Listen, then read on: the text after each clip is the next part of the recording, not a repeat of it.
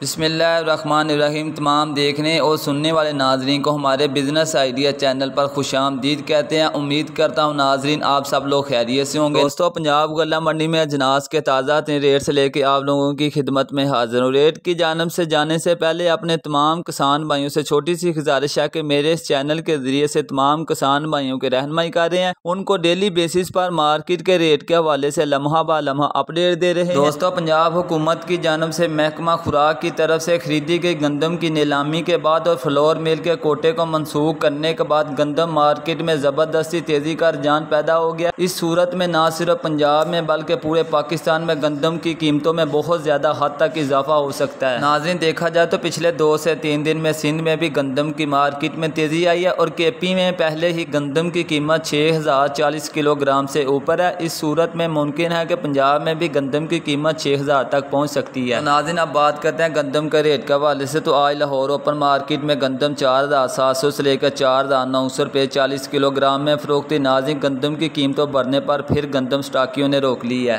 गंदम मार्केट में कम आने की वजह से गंदम के रेट बढ़ रहे हैं। नाज़रीन, ये थी गंदम के हवाले से अब तक ताज़ा तरीन अपडेट इन्फॉर्मेशन। जैसे ही कोई गंदम के बारे में न्यू अपडेट आती है तो मैं वीडियो लेकर आप लोगों की खिदमत में हाजिर होता हूँ। वीडियो पसंद आए दोस्तों के साथ शेयर करो, साथ ही हमारे चैनल को सब्सक्राइब कर लें।